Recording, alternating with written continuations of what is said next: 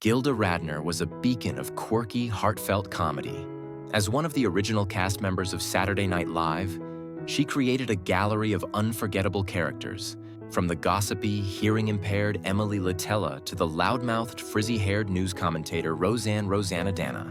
Her comedy was never mean-spirited. It was born from a place of deep empathy and a childlike sense of wonder. She could be brilliantly silly one moment and profoundly touching the next. She radiated a unique warmth and vulnerability that made audiences feel like they knew her personally. Her famous catchphrase, "It's always something," would later take on a poignant new meaning. In 1986, Radner was diagnosed with ovarian cancer. She faced her illness with the same courage and humor that defined her career, writing a memoir about her experience titled, "It's Always Something." After a long and difficult battle, Gilda Radner died on May 20th, 1989, at Cedars-Sinai Medical Center in Los Angeles. She was only 42 years old. Her husband, actor Gene Wilder, was by her side. In her book, she had expressed a wish for a quiet, simple resting place. Her wishes were honored. She was cremated, and her ashes were buried in a small, peaceful ceremony at Long Ridge Union Cemetery in Stamford, Connecticut, a state where she and Wilder had lived. Her gravesite is marked by a simple, flat stone set into the grass. The stone is inscribed with her name, her dates, and those of Gene Wilder, who passed away in 2016 and whose ashes were buried alongside hers. There is no grand epitaph, only their names, side by side. It's a humble and deeply personal memorial, a quiet testament to a great love story and a tribute to a comedic talent whose brilliant light was extinguished far too soon. Lucille Ball remains the undisputed first lady of television comedy. As Lucy Ricardo on I Love Lucy, she redefined the sitcom, pioneering the three-camera setup and the use of a live studio audience. Her mastery of physical comedy was breathtaking. She was unafraid to look foolish, contorting her expressive face and throwing her body into every gag with fearless abandon. From the grape-stomping vat to the chocolate factory conveyor belt, her skits became iconic moments in television history. Beyond her on-screen talent, she was a shrewd and powerful businesswoman, co-founding Desilu Productions and becoming the first woman to run a major television studio. She was a trailblazer who proved that a woman could be both hilarious and in charge. In her later years, Ball suffered from atherosclerosis. On April 18, 1989, she complained of chest pains and was rushed to Cedars-Sinai Medical Center, where she underwent a nearly 8-hour aortic surgery. The surgery was initially successful, but just after dawn on April 26th, she awoke with severe back pain and lost consciousness. She had suffered a ruptured abdominal aortic aneurysm, unrelated to her surgery, and died at the age of 77. Initially, her ashes were interred at Forest Lawn, Hollywood Hills in Los Angeles, placed in a niche in the Columbarium of Remembrance. For over a decade, fans paid their respects there. However, in 2002, her children, Lucy Arnaz and Desi Arnaz Jr., decided to move their mother's remains. They wanted her to be with the family she grew up with. Her ashes were relocated to the Hunt family plot at Lakeview Cemetery in her hometown of Jamestown, New York. She now rests under a simple granite headstone bearing the family name, with her own name and dates inscribed below the image of a heart. Her final resting place is not in the heart of Hollywood, but back home, a quiet and poignant end for the global comedy superstar. Richard Pryor didn't just perform comedy. He bled it. He revolutionized stand-up by transforming it into a raw, brutally honest, and deeply personal art form. He took the pain of his own life, his difficult upbringing, his struggles with racism, his tumultuous relationships, and his battles with drug addiction, and spun it into comedic gold. He was a master storyteller, populating the stage with a universe of characters drawn from his own experiences. His fearless, confessional style broke down barriers and influenced virtually every comedian who came after him. He was a cultural icon whose work was as profound and socially relevant as it was hysterically funny, earning him the reputation as one of the greatest stand-up comedians of all time. Pryor's health declined significantly after he was diagnosed with multiple sclerosis in 1986. The disease slowly robbed him of his physical abilities, confining him to a wheelchair in his later years. On December 10, 2005, he suffered a massive heart attack at his home in Encino, California. He was pronounced dead at a local hospital at the age of 65. Unlike many celebrities of his stature, Pryor's final arrangements were modest and intensely private. He was cremated, and his ashes were given to his family. There is no public grave or mausoleum for fans to visit. His final wishes reflected a desire for privacy, a departure from a life lived so openly on stage. The decision to keep his final resting place a private family matter ensures that his legacy is not defined by a plot of land or a stone marker. Instead, Richard Pryor's true memorial is his vast and groundbreaking body of work. His voice, his characters, and his unflinching honesty are preserved forever in his recordings and films, a far more powerful monument than any physical grave could ever be. Chris Farley was a comedic virtuoso of boundless energy and surprising grace. Following in the footsteps of his idol, John Belushi, Farley became a breakout star on Saturday Night Live in the early 1990s. He was a master of physical comedy, willing to do anything for a laugh, whether it was living in a van down by the river as motivational speaker Matt Foley or auditioning as a Chippendales dancer. But beneath the loud, sweaty, and often shirtless exterior was a deep sweetness and a vulnerability that made his characters endearing. He was the lovable underdog, the gentle giant whose desperate need for approval was both hilarious and heartbreaking. His films, like Tommy Boy and Black Sheep, cemented his status as a beloved comedy icon. Tragically, Farley's life mirrored his idols in another way. He struggled for years with addiction to alcohol and drugs. On December 18, 1997, his brother found him dead in his Chicago apartment. An autopsy later confirmed he had died of an overdose of cocaine and morphine. Like Belushi, he was only 33 years old. After a funeral attended by many of his friends and co-stars from the comedy world, Chris Farley was brought home to Madison, Wisconsin. He was laid to rest in a private family mausoleum at Resurrection Cemetery. His crypt is sealed with a simple marble plaque that reads, Christopher Crosby Farley, along with his birth and death dates and the words, a triumphant soul. The space is quiet and dignified, a world away from the chaotic energy of his public persona. Fans often leave memorabilia, such as rosaries and copies of his movies, at the mausoleum door. His final resting place is not in Hollywood, but back in the Midwest community that shaped him, a quiet tribute to the family man who made the whole world laugh. Sir Charles Spencer Chaplin, known to the world as Charlie, was arguably cinema's first and greatest global superstar. His character, the Tramp, a sweet-natured man in a bowler hat with a signature mustache and a bamboo cane, became an icon of the silent film era. Chaplin was more than just an actor. He was a visionary filmmaker who wrote, directed, produced, edited, and composed the music for most of his films. He seamlessly blended slapstick comedy with pathos, creating stories that were not only funny but also deeply moving, often touching on themes of poverty and social injustice. His influence is immeasurable, and his work remains as potent and entertaining today as it was a century ago. After a series of political controversies in the United States, he moved to Switzerland in 1952, where he lived for the remainder of his life. Chaplin passed away in his sleep from a stroke on Christmas Day, 1977, at his home in Coursier-sur-Vevey, Switzerland. He was 88 years old. He was buried in the local cemetery, a peaceful resting place overlooking Lake Geneva. However, the story of his grave took a bizarre and macabre turn. On March 2, 1978, two unemployed mechanics, Roman Wardas and Gansho Ganev, dug up Chaplin's coffin and stole his body. They then attempted to extort a ransom of $600,000 from his widow, Una. The ghoulish plot captivated the world. Una refused to pay, stating that her husband would have thought the demand ridiculous. A massive police investigation ensued, and the two grave robbers were eventually caught 5 weeks later. They led police to Chaplin's coffin, which they had reburied in a cornfield about a mile from his family's home. The coffin was recovered and reinterred in the same plot in the Coursier-sur-Vevey cemetery.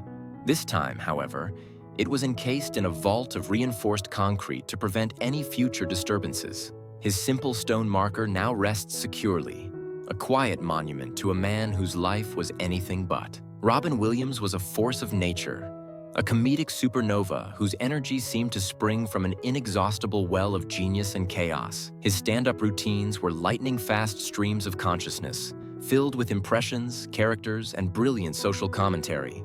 On screen, he could be the manic alien in Mork and Mindy, the compassionate therapist in Good Will Hunting, or the anarchic voice of the genie in Aladdin.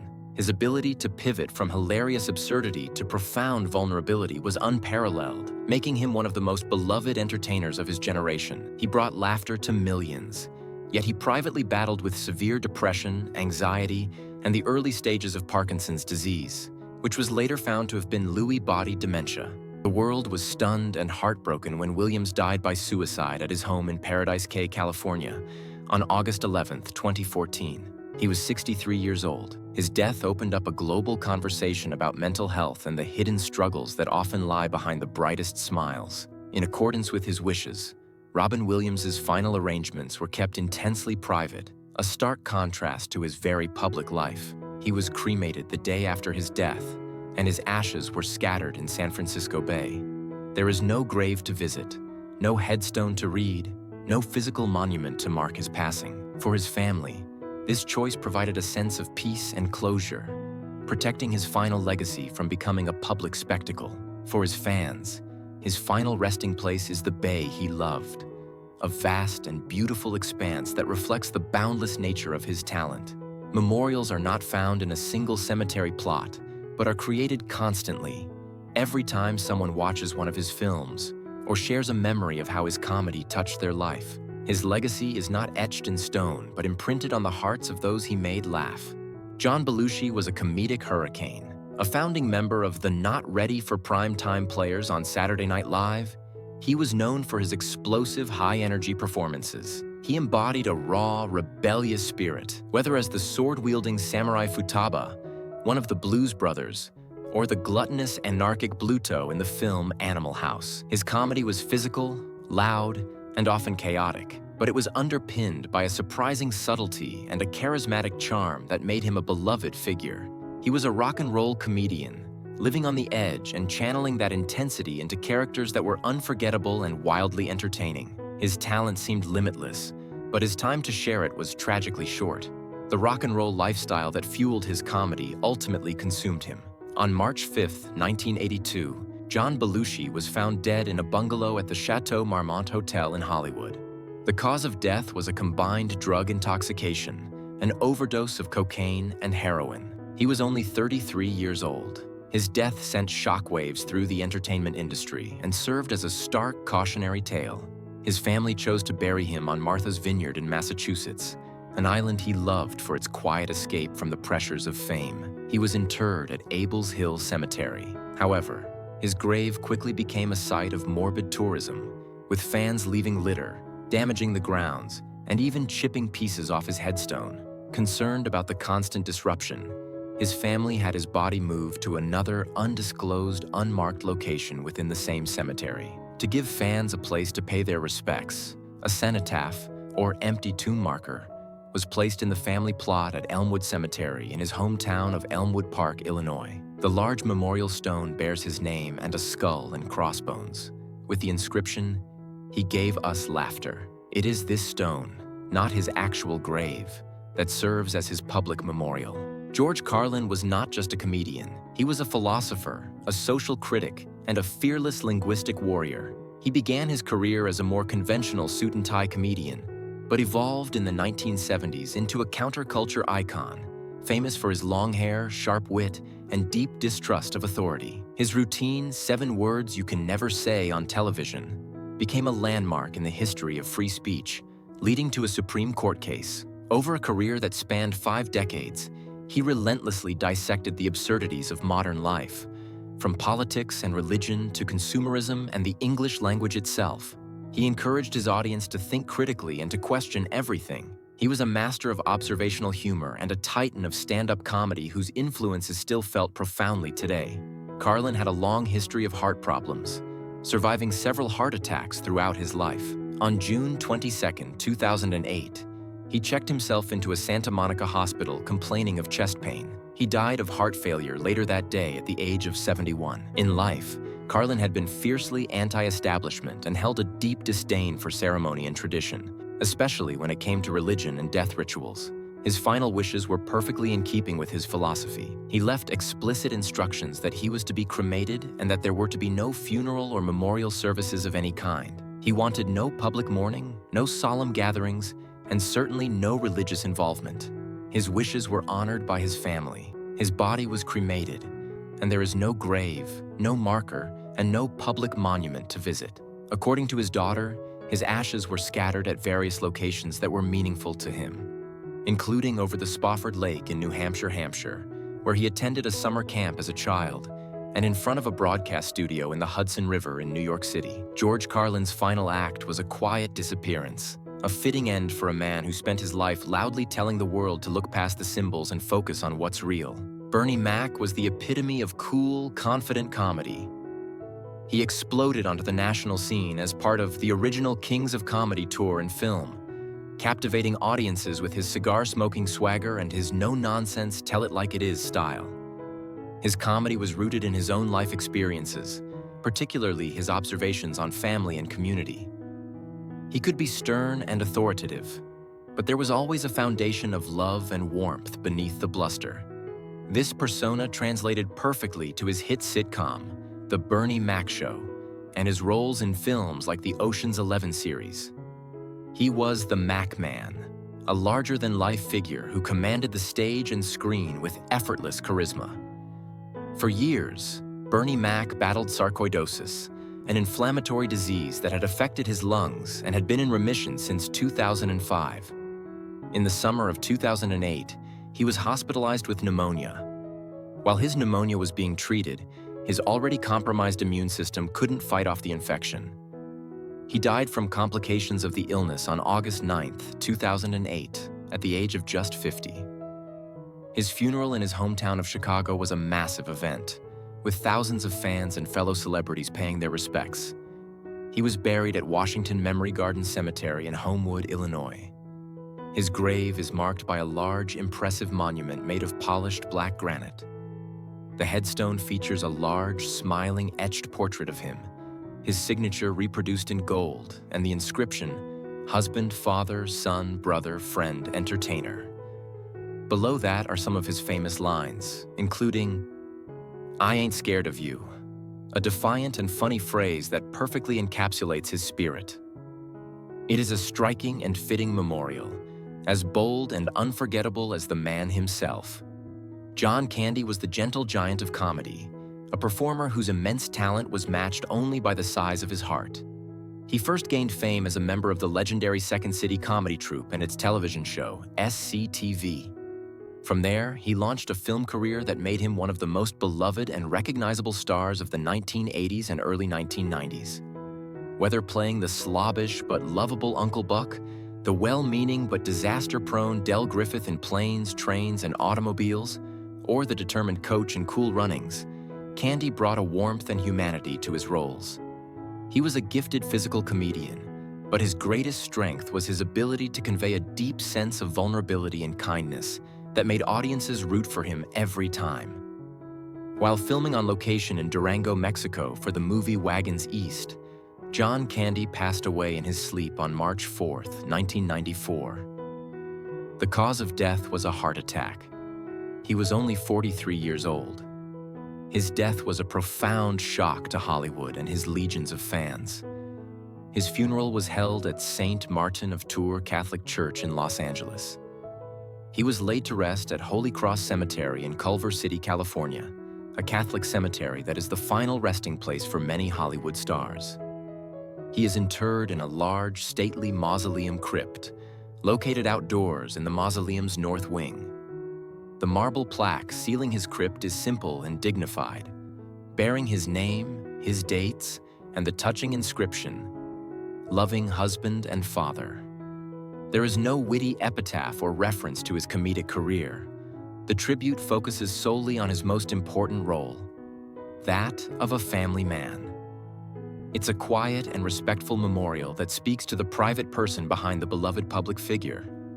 Phil Hartman was often called the Glue during his time on Saturday Night Live, a title that perfectly described his incredible versatility and reliability. He was the ultimate professional, a master of impressions with an uncanny ability to disappear into characters, from a slick and untrustworthy Bill Clinton to the hilariously inept, unfrozen caveman lawyer. He was the solid center around which the more chaotic sketches could revolve. His talent extended beyond SNL to his iconic voice work on The Simpsons, where he brought to life characters like the shyster lawyer Lionel Hutz and the washed-up actor Troy McClure.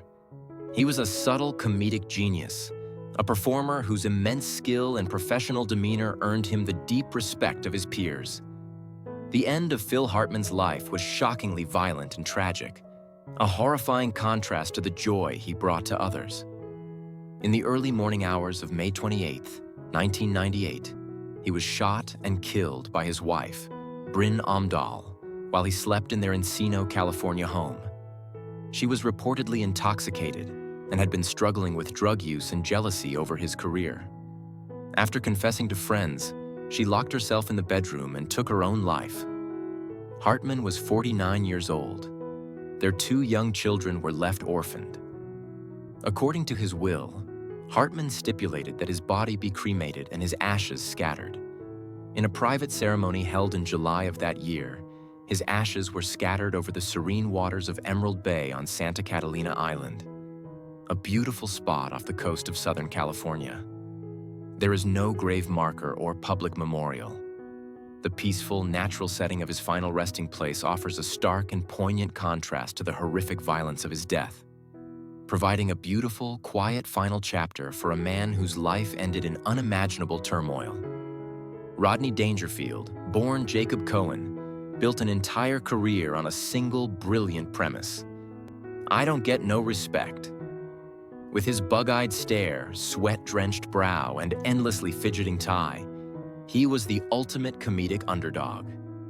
He perfected the art of the self-deprecating one-liner, delivering a rapid-fire succession of jokes about his misfortunes in life, love, and everything in between.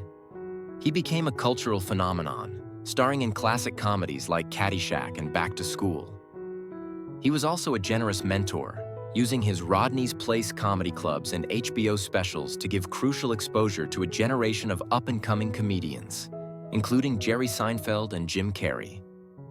In August of 2004, Dangerfield underwent heart valve replacement surgery. The surgery led to complications, and he remained in a coma for several weeks. He never regained full consciousness and passed away on October 5, 2004, at the age of 82.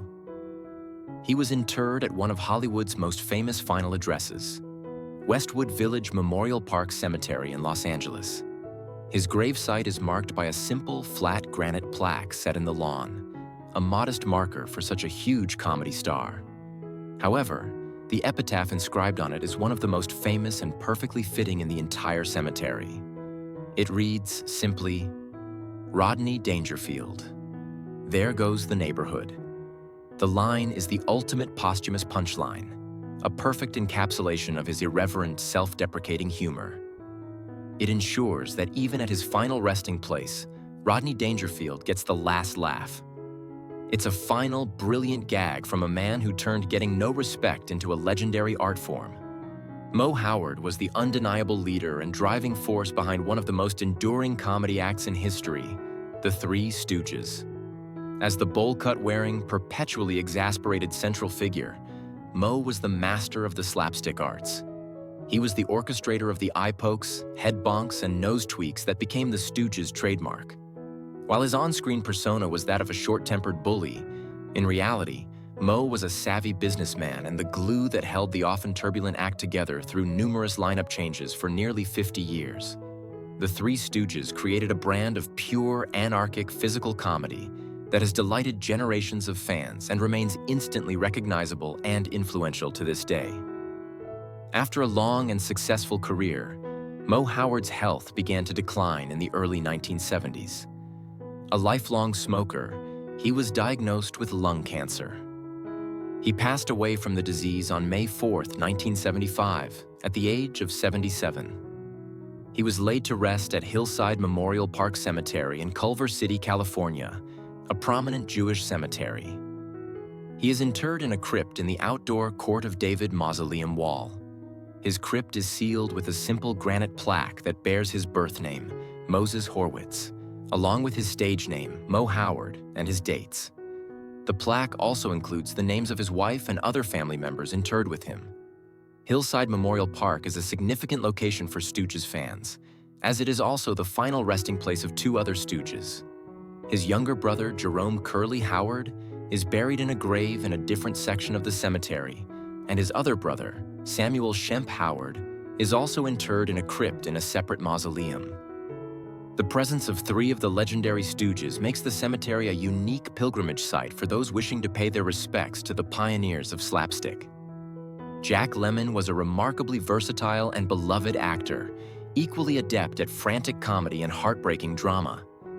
He could play the flustered, neurotic everyman with unparalleled skill, often finding the deep humanity within his most comical characters.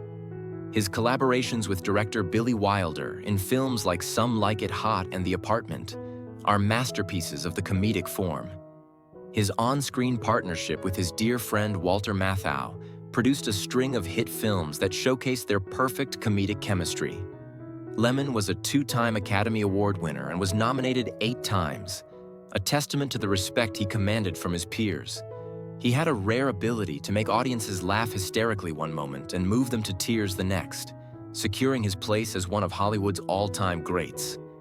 Lemmon battled bladder cancer for 2 years before passing away from the disease on June 27, 2001, at the age of 76. He was buried at Westwood Village Memorial Park Cemetery, a small and unassuming cemetery that is the final resting place for a surprising number of Hollywood legends. In a touching display of their lifelong friendship, Lemmon was buried just a short distance from his friend and co-star Walter Matthau, who had died almost exactly 1 year earlier. Lemmon's grave is marked by a simple, flat stone set into the lawn. The headstone is notable for its wonderfully clever and poignant epitaph. It doesn't contain a sentimental quote or a summary of his life. Instead, it reads, simply and elegantly, Jack Lemmon Inn. The wording makes it seem as if his entire life and death were just another film role, with his final resting place being the last credit on the screen. It is a perfect, understated, and witty tribute that captures the spirit of the man and his profession, a final, graceful bow from one of cinema's most cherished actors. Don Rickles, affectionately nicknamed Mr. Warmth, was the undisputed king of insult comedy. For more than 60 years, he was a comedic demolition expert, fearlessly mocking everyone from Frank Sinatra and presidents to the unsuspecting audience members in the front row. Armed with a lightning-fast wit, he turned heckling into an art form. His act was a tightrope walk of politically incorrect, often brutal takedowns, but it was delivered with a twinkle in his eye and an underlying affection that somehow made it all acceptable. He was a staple of celebrity roasts and late-night talk shows, particularly The Tonight Show starring Johnny Carson. His unique brand of comedy was abrasive, yet beloved, earning him a legendary status that will likely never be replicated. Don Rickles continued performing well into his later years, only stopping when his health began to fail. He passed away from kidney failure at his home in Beverly Hills on April 6, 2017. He was 90 years old. He was buried at Mount Sinai Memorial Park Cemetery in Los Angeles, a large Jewish cemetery. His grave is marked by a flat, black granite plaque. The marker bears a U.S. Navy veteran seal, acknowledging his service during World War II. While his public persona was that of a merchant of venom, his epitaph reveals the deep love of his family. Written by his wife of over 50 years, Barbara, the inscription is a beautiful and heartfelt tribute that stands in stark contrast to his onstage persona. It reads, "My darling husband and beautiful father, one of a kind. We were so lucky to have you in our lives. We will love and miss you to the end of time. Rest in peace, my loving husband." It is a profoundly moving testament to the private man, a loving tribute that shows the deep affection that existed beneath the surface of Mr. Warmth. Clarice Taylor was a distinguished and beloved character actress whose career spanned theater, television, and film for more than 5 decades.